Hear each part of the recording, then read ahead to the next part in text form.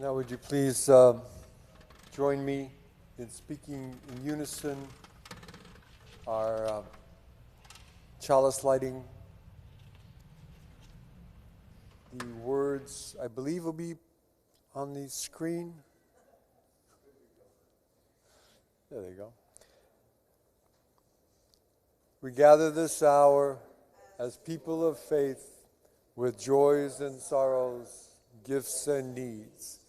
We light this beacon of hope, sign of our quest for truth and meaning, the celebration of the life we share together.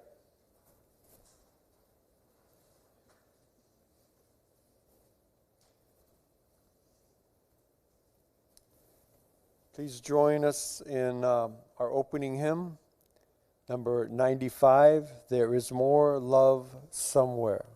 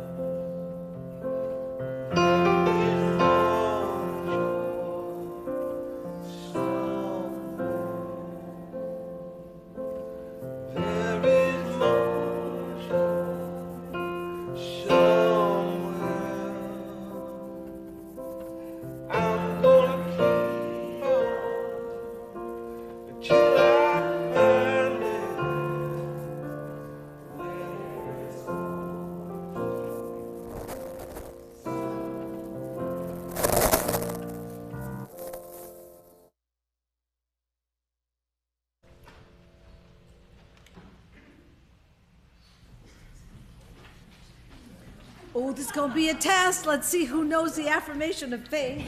There we go. Please join me in speaking our affirmation of faith. Love is the doctrine of this church. The quest for truth is its sacrament. Service is its prayer. And this is our covenant, to dwell together in peace, to seek the truth in love, and to help one another. Now, if you are in the sanctuary, we're going to ask that you please safely greet your neighbor, being respectful of boundaries. And if you're on Zoom, all are unmuted, so please wave or bow to one another as the Spirit moves you.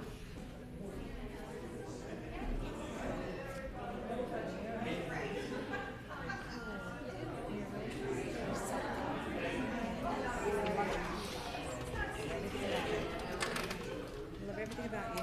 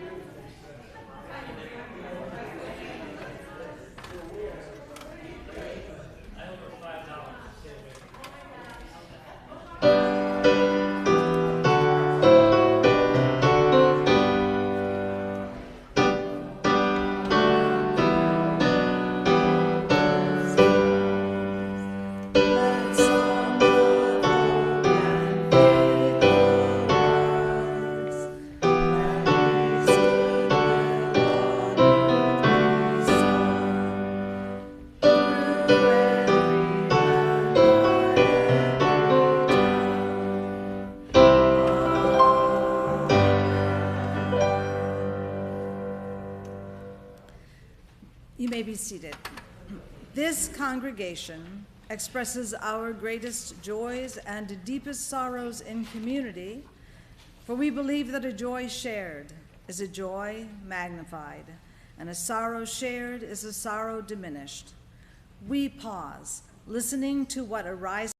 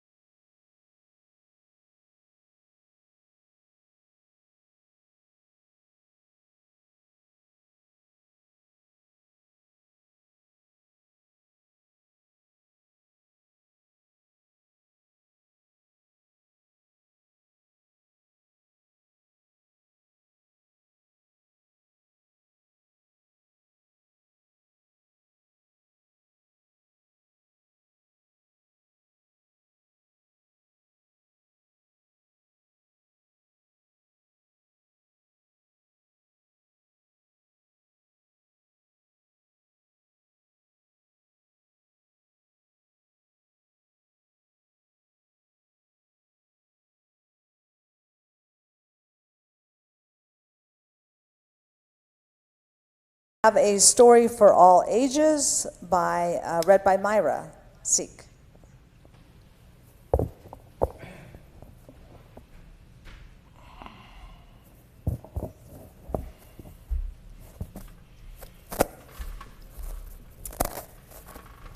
The Journey of the Birds, part of Signs of Our Faith.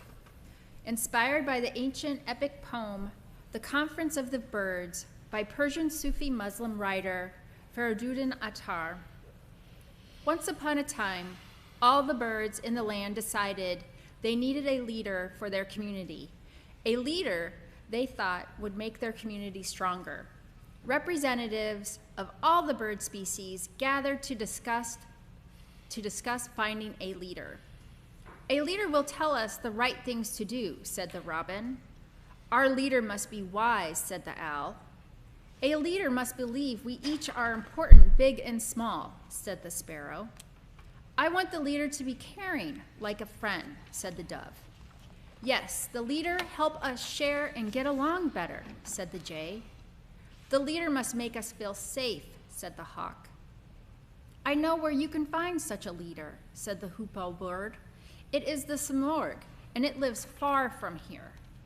The birds were very excited. They said they were willing to go anywhere to find such a leader. It might be dangerous, said the hoopoe. The birds looked troubled, but all the birds voted to go find the samorg.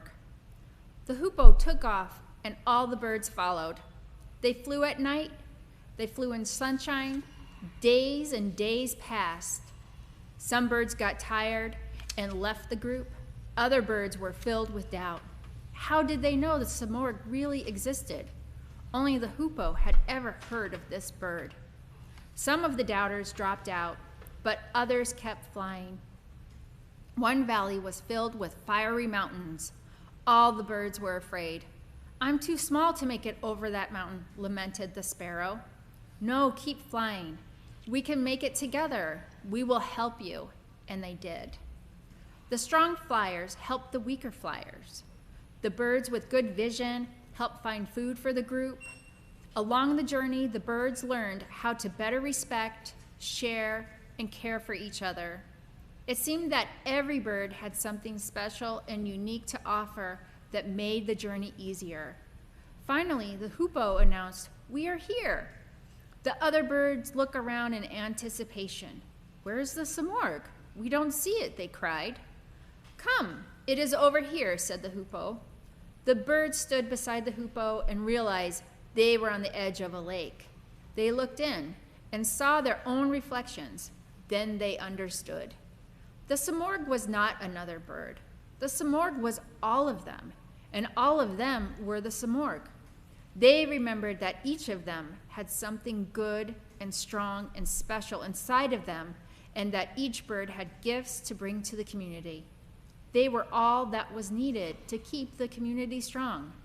They knew now that together they could do anything.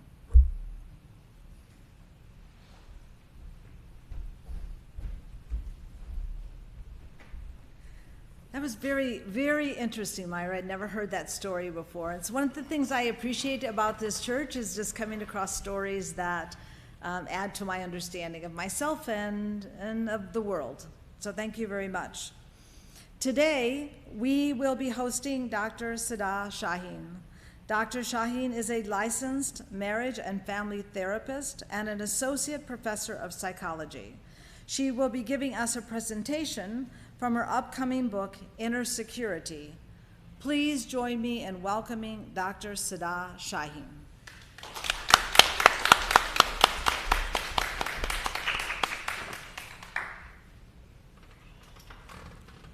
What if I told you there's another way to live life?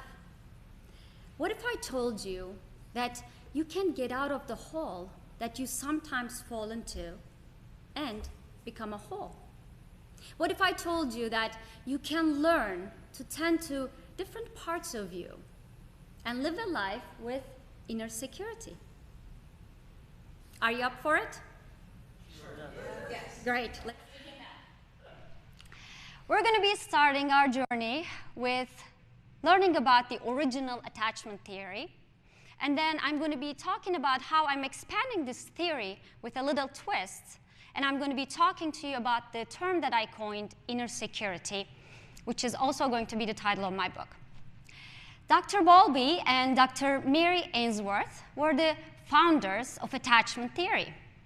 They were exploring the relationship between the caregivers and the infants. They have started their work in 1960s and have been an influential force with the research coming about after as well. Attachment theory states that, and yes, that is me in the picture, the availability and the responsiveness of the caregivers play an important role in the later adult relationships of individuals. One of the earliest studies that has been done in attachment research came from Ainsworth and Bell in 1970. They've done a laboratory setting study where they put the infants with their caregivers. The caregivers left, the stranger came back, and then the caregiver came back. Now, they have established 3 different types of attachment style, which later on were supported by further research as well. Now, the researchers found that the secure infants could be able to be separate from their parents, and when the parents came back, they could be able to be comforted. They were trusting, calm. They could be able to play with others and showed resilience. The avoidant infants could be able to not actually relate to the parents because they were raised by parents who avoided their needs. So they also avoided the parents. They were able to play with others as well, but they did not seek comfort. When the parents left the laboratory, they were not distressed. Anxious infants, raised by caregivers who were inconsistently responding to their needs or intrusively interfering with their needs. These infants cried less and cried more and explored less. Now later in 1990s, Bartholomew and Horowitz carried this research to adults. and looking at how the adults are relating to their romantic partners depending on their attachment styles. They have found that the secure individuals, depending on the avoidance and the anxiety dimensions, they had low anxiety and low avoidance. They could be able to see themselves positively and see others positively. They have long-term strong relationships. They could be able to be vulnerable, share their feelings with their partners, and seek support when they were in need. Now, individuals with dismissing avoidant style, they had high avoidance but low anxiety. They viewed themselves positively but others negatively. They had a hard time being intimate and vulnerable. They had a hard time sharing their feelings with others and have a hard time supporting their partners in need and shut down easily. Preoccupied, anxious individuals have a negative view of themselves and positive view of others. So in order to get the validation and approval, they try to find others to fix and meet their needs. They have a hard time regulating their emotions and can get overwhelmed easily. Finally, the fearful avoidant adults are fearful about rejection as well as closeness, which presents itself in ambivalence. They have a hard time maintaining healthy adult relationships. Now, here's a wild question for you. Don't you think life is more complicated than putting 7.7 billion people into 3 or 4 boxes? Yeah? Don't you think it is time to open these boxes? So in this presentation, my invitation to you will be to moving past these labels. So I'm wondering, instead of styles, types, categories, boxes, if we can utilize more of a spectrum thinking. Spectrum thinking consider multiple options, multiple explanations, and things actually being in a range. And I believe this range presents itself in various different parts. Depending on our parts and varying their variations, we are all located in this diverse spectrum. Now, to understand how these attachment parts are being formed, let's go back a little bit. The formation of the universe. Okay, maybe not that far. Let's go back to when we were infants. Remember those days when you could be able to look in the mirror and see the awe, the amazingness and the fascination you had with yourself? You were so interested with others, wanting to learn what's going on. I mean, look at these great little ones. Now, what I believe is that we all come to this world feeling secure, made from all stardust. I call this specifically the secure self. The secure self is inherent in all of us. The learned conditionings from our societies, our families, actually are not present at this moment. I think you would agree with me that not many babies look in the mirror and say, oh my goodness, look at my hips. I have to get so much done today. I shouldn't be feeling this way. What's wrong with me? Darn this muffin top. Am I worthy? Am I okay? We don't hear these things from babies, do we? These are all learned. So then, you might be wondering, what happens? Let me give you the short answer first, and we're going to dig deeper. The short answer, life happens.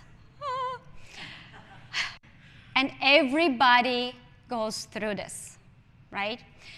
So since we have established life happens to all, then we can dig deeper about how is the secure self subdued. I believe one of the main reasons of the secure self shrinking is the adverse childhood experiences that unfortunately happen to many of us. Adverse Childhood Experiences Study, or ACE study, was first established between 95 and 97, and data collected from about 17,000 adults in America, in San Diego, about their experiences in childhood with their current health behaviors. They answered 10 yes or no questions. They were asked about if they had abuse, neglect, or any childhood dysfunction before the age 18. You can also take this test free online whenever you want, just not do it now. And the results were actually very surprising. 28% of individuals reporting physical abuse, 21% sexual abuse, 27% substance abuse while they were in their childhood homes before 18. Up to then, we did not have this much of a clear understanding of the prevalence of these childhood experiences, adverse experiences. It is hard to take it all in, right?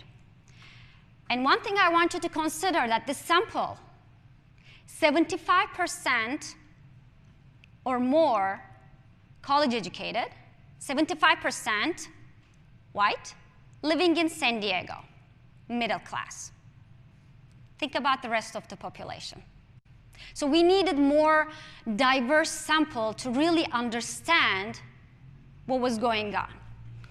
There has been many studies replicated, but one of the largest samples from 2014 to 2011 to 14 actually, collected data from 214,000 individuals across 23 states. Findings again highlighted the commonality of childhood experiences, such as 34% emotional abuse, 28% substance abuse, and other high percentages of different types of dysfunctions across the board. 62% had at least one ACE score, and 25% reported 3 or more ACEs. Now, what was interesting is that participants who identified as Black, Hispanic, multiracial, less than a high school education, income of less than 15,000, unemployed or unable to work, identifying as gay or lesbian or bisexual, were exposed to more ACE scores than white high school graduates employed, other income brackets, or identifying as straight. Now, looking at over 40 different outcomes, their relationship with the ACE scores, and how the negative health and well-being outcomes were affected, they have seen that as the ACE scores, the numbers increased, higher rates of obesity, diabetes, depression, suicide attempts, heart disease, cancer, stroke, COPD, broken bones, behaviors such as smoking, alcoholism, drug use, lower graduation rates, and the list goes on and on. One of the important results were regarding the depression scores. World Health Organization actually recognizes depression as the leading cause of disability worldwide. And when you look at the ACE scores and the depression correlation, there's a significant relationship. As the ACE score increases, the depression increases for both men and women. So instead of, why are you depressed, maybe we can start asking what happened to you in your childhood. And one of the most heartbreaking results that I learned when I was looking at the research was that people with 6 or more ACE scores died nearly 20 years earlier than the individuals who had 0 ACE score. So what happens in the childhood affects us later in the adulthood, even our vitality. This is why I love working on finding different ways to remedy the pain that has been caused by these experiences. In addition to finding different ways and preventing ACEs, we also need to focus on the treatment of and the lesson of the effects of ACEs. These pathways were previously unseen before research, but now we know. We know the pathway from depression, anxiety, to overeating, to type 2 diabetes, to coronary heart disease, death. Okay, let's just take a deep breath after all these results and focus on more about understanding and looking at how we can work on preventing. But before that, when I asked how the ACE scores included in the secure self being shrinking, what about anything else than ACE scores? Do you think that's the only thing that the secure self shrinks? I'm seeing some heads no, and you're actually right. There are many various reasons of the secure self shrinking, such as different life experiences, systemic racism, pandemic, economic struggles, relationship problems, medical issues, different traumas, losses, terrorism, disasters, and the list goes on. So through many different experiences, then this secure self is subdued. And then the inevitable result is that our different parts are formed to be able to cope with the effects of these adverse experiences. We then start developing this anxious and avoidant parts. We'll see first how they present themselves, and then we're going to move on to how we can learn more about them and tend to them in a different way. In some of us, the anxious part takes more space than the other parts. Right now, when giving this speech, this is what's going on. In some, avoidant part is the dominant part. And sometimes the anxious part takes over, and in the driver's seat, maybe in the tax season, right? Or this one in the tax season. Therefore, we see all of these parts having different loads to them. Diversity in attachment parts means that we all have these parts, but more importantly, we have the secure self as well, which is our innate state that we can access again and again if you're wishing to do so. Now, as a psychotherapist who have been seeing clients over 15 years, I would not be able to find someone who did not have an anxious or an avoidant part or a secure self, unless I'm talking to a robot in the future, but that's a different story. Now, when we look at this, the question that arises is that, in my mind, how do we measure these parts then? As a scientist, I'm worried about understanding in more detail and coming up with statistics, right? So for this, let's go back to earlier attachment research and see where the current research is. I'm not going to bore you with thousands of research, but all the research in the attachment literature actually is looking at the relationship with external figures, starting with the caregivers, the primary caregivers, then looking at peers, and then romantic partners. But what about the relationship that we have with ourselves is the question that I have.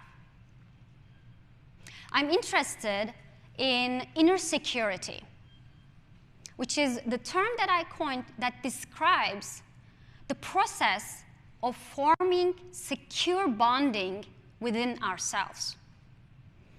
Inner security is the deep knowing that I can trust myself. I can be there for myself when I fall. I can encourage myself when I need to grow and explore. I can be my own best friend. I can celebrate my successes. I can show the love and support to myself. Inner security is about exploring this inner talk and how I'm relating to these different parts of myself. Now, here's a disclaimer. if you're wondering, inner security does not mean we stop valuing our external relationships and becoming hermits. Social connections are very important for our mental, physical, psychological health. It's about paying attention to our inner life as much as we're paying attention to our outer life as well. Building inner security happens through deepening connection with oneself, tending to oneself with self-compassion, attending to our own needs, building our own inner resilience, identifying and enhancing our strengths. You might be wondering, how do we do that? Well, in order to build secure bonds, guess what do we need? An inner security toolbox. Now, first, in our toolbox, we're going to get to know this anxious and avoidant part. Then we will explore our secure self. And finally, we will all do a meditation to let the secure self be the guide in our lives and experience inner security. Before we do that, quick reminder, all is well and welcome. Again, since you're all human, right? Check pulses if you're wondering. We all have these parts. We also need to remember that these parts change due to different life experiences that fluctuates in different times. They're fluid and lively. What is empowering is that we can now learn to relate to these parts in a more compassionate way.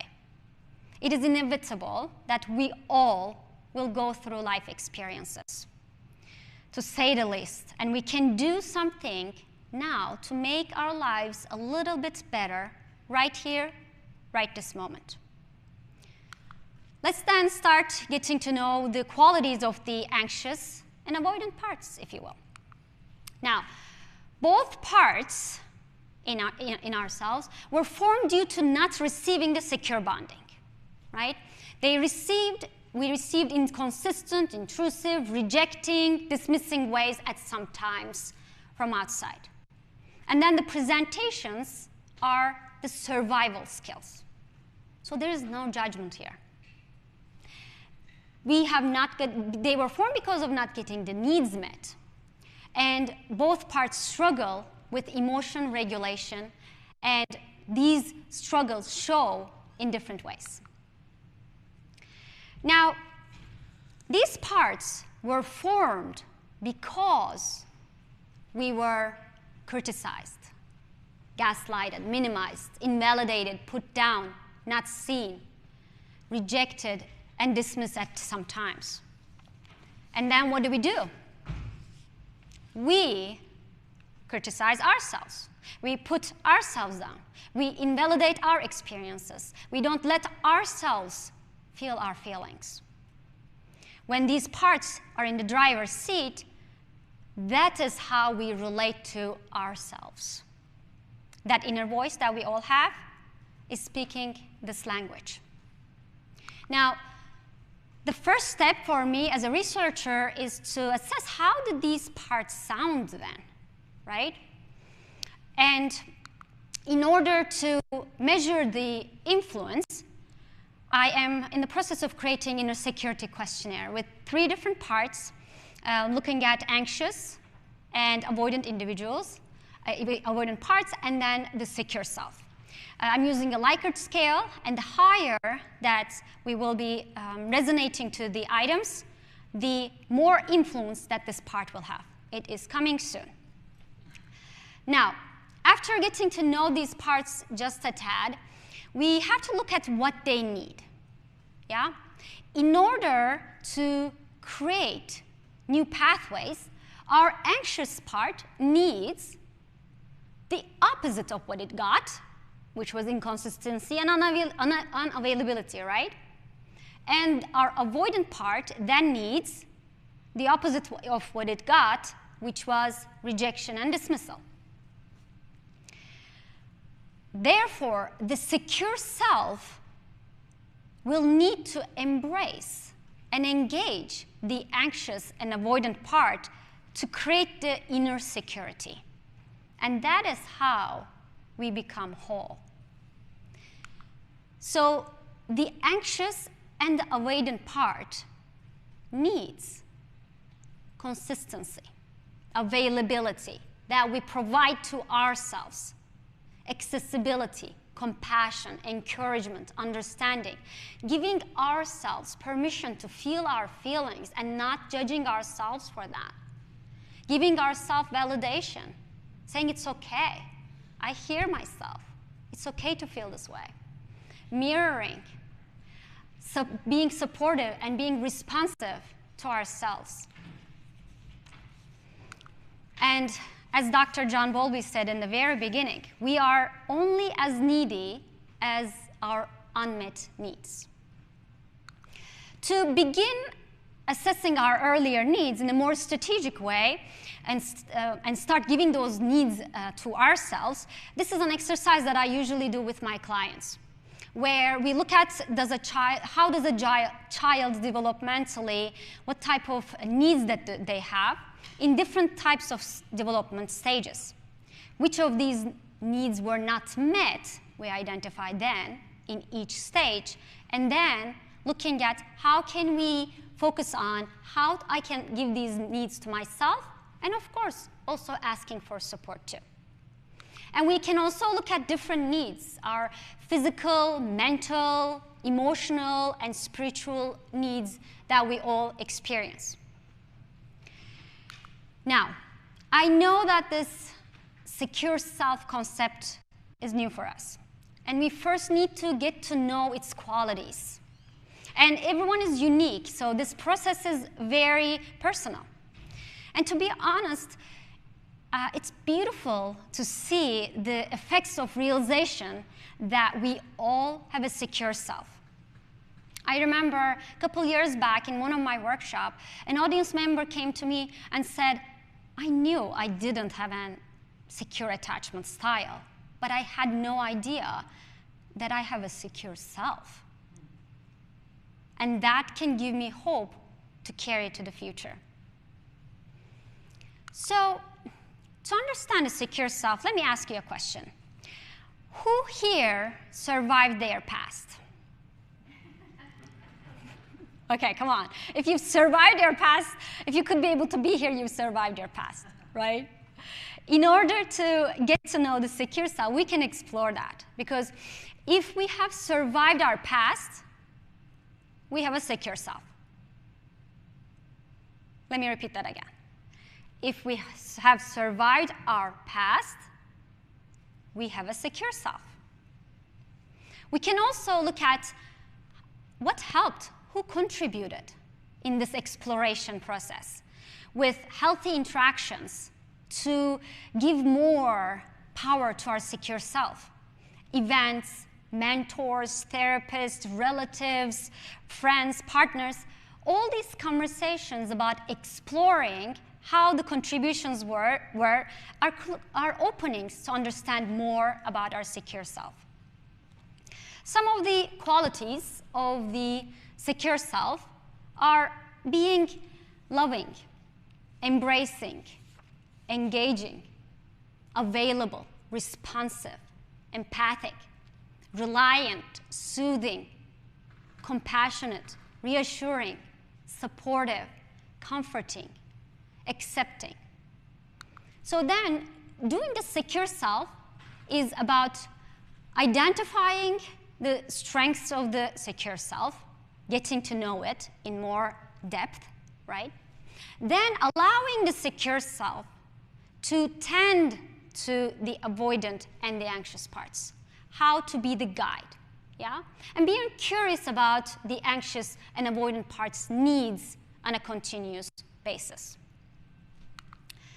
Now, let's then end our time with letting our secure self be the guide. Let's just imagine if your secure self guided your life, how would your life be different? Okay, now remember, before we start this meditation that we're all going to do together for a few minutes, your secure self is always available to you. Let's all take a comfortable seat and relax for a few moments. And I'm going to ask you, if you're willing to do, when you're meditating, use a type of a bilateral stimulation, a tapping. And I'm going to show it to you, okay? There are a couple of various different ways to do this. The first way is big butterfly, we call. If you want to try with me, doing this with your hands, this is the bilateral stimulation, okay? This is big butterfly. And then this is small butterfly. If you want to do this, you can choose at the end, whichever feels more comfortable to you. Yeah? And then you can also tap on your lap as well. So I want you to do this when you're meditating, when your eyes are closed, or when you're putting your gaze down. Continue doing the tapping until the end of the meditation, if you will. Optional. Okay, let's close our eyes, start the tapping the way that you would like to do, or put your gaze down to a place that you feel safe. Now, picture yourself becoming slowly your secure self, taking deep breaths, just coming here and now. Just imagining for a few minutes, allowing your secure self to be the guide in your life.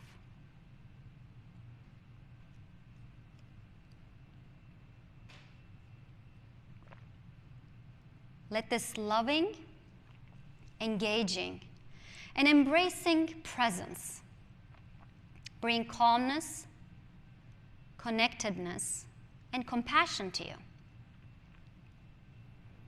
Take some deep breaths and embody your secure self.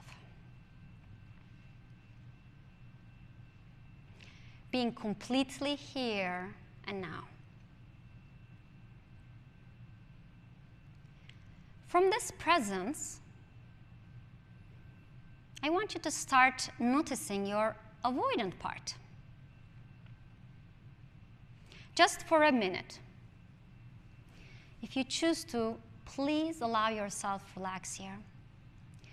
And notice how your avoidant part is with you.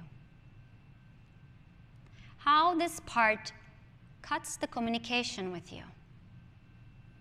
This part doesn't give you permission to feel your emotions.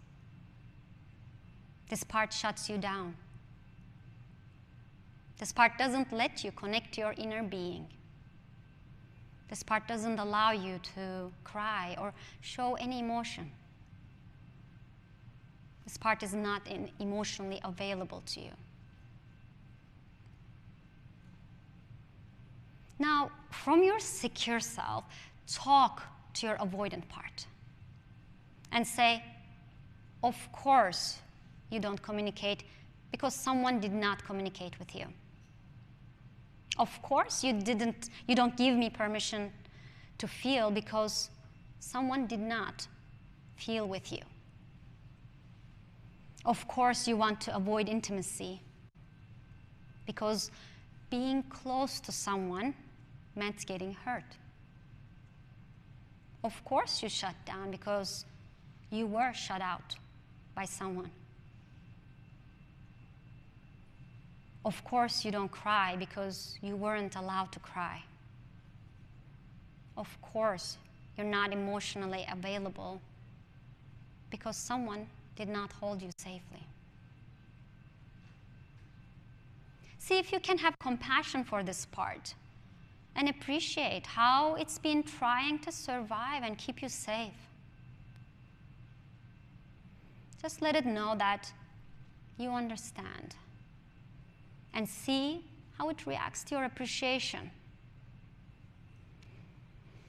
Take a deep breath and just notice. Next, from your secure self, I want to now see your anxious part. And remember, this part makes you doubt yourself. This part puts pressure on yourself. This part blames you. This part expects the other shoe to drop. This part keeps telling you that you're not good enough. This part thinks there's something wrong with you. See if you can also have compassion for this part and appreciate how it has been trying to survive and keep you safe. Just let it know that you understand and see how it reacts to your appreciation. Take another deep breath and allow. Now, from your secure self, talk to your anxious part. Of course, you don't trust yourself because you were not believed. Of course, you have high expectations because you were pressured. Of course, you don't think you're enough because you were harshly criticized. Of course, you can't calm down because you were overwhelmed and were not calmed down. Of course, you can't stand distance because someone wasn't close to you. Of course, you don't think you are whole because you were broken by someone. Of course, you believe there's something wrong with you because someone shamed you. Of course, you have needs because many of your needs were not met. Just listen here for a minute. If there is more hearing or seeing that needs to be done by the secure self, let the process take place. Notice what that anxious or avoidant part needs. What does it need from you going forward in the future?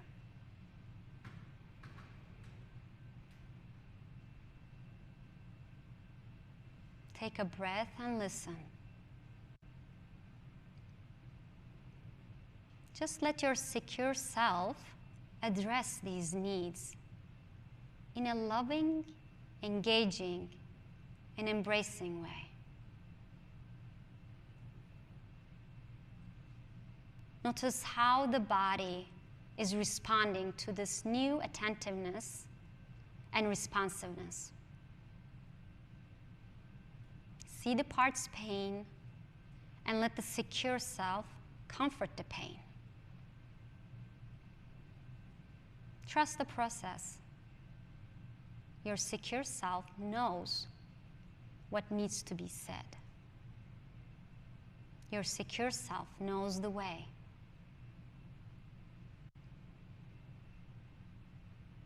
Make sure nothing is unsaid at this point.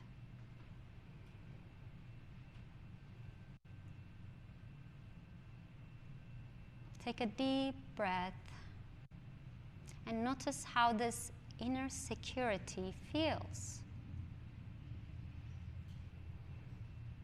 More and more, I'm learning to attend to my anxious and avoidant parts and be there for them. More and more, I'm learning what my body, mind, emotions, and spirit need, and I'm starting to provide those to myself. More and more, I'm receiving from the loving, embracing, and engaging secure self. take some deep breaths to ground yourself. And when you're ready, slowly come back here and now and open your eyes.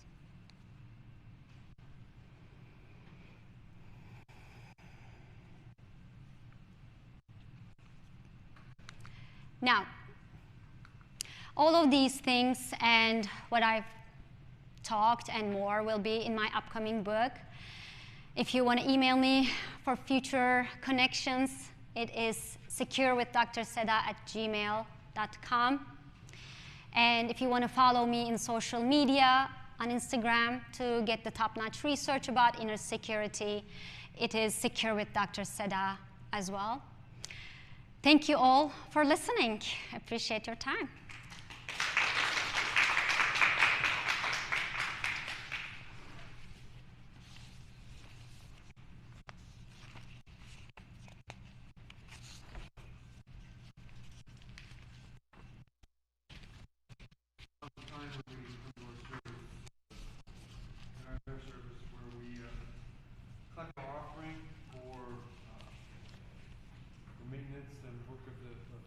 Church and outreach through Loose Change for Social Change. We have two offerings. So there's in the baskets is for the work of the church and the maintenance of our church and staff in the building. And the cups, Loose Change for Social Change. You know, every month we have organization outside the walls of this church which we support with our giving, and this month it is Hobart Food Pantry, and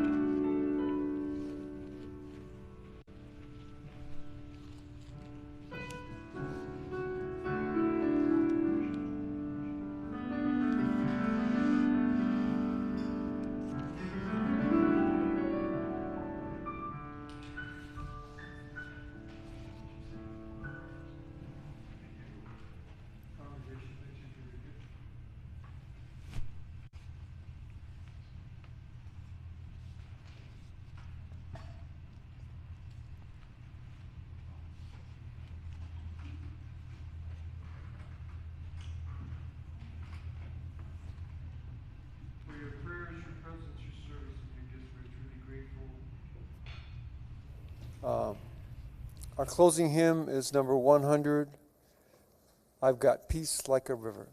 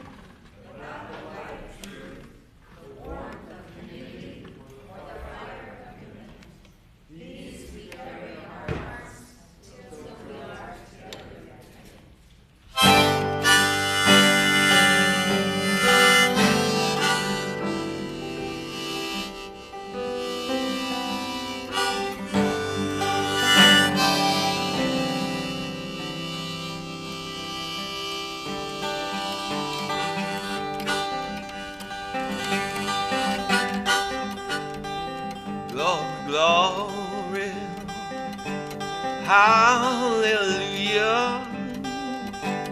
since I laid my burden down.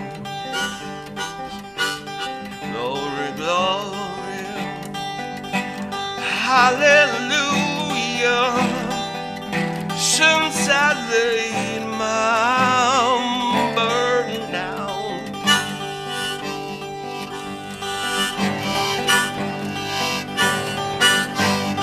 Feel like shouting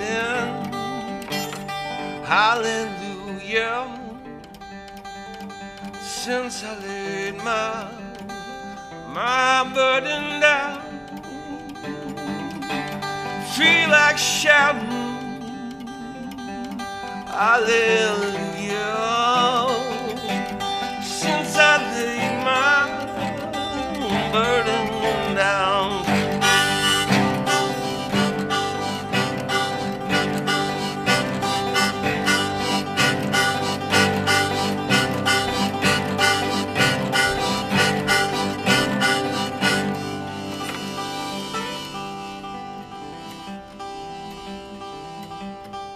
Life is sweeter, so much sweeter, since I laid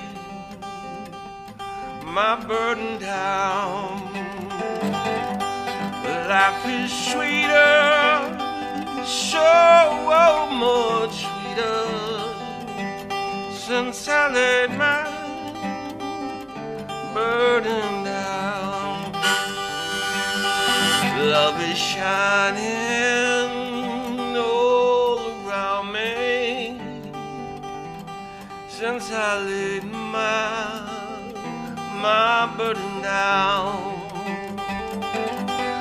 Love is shining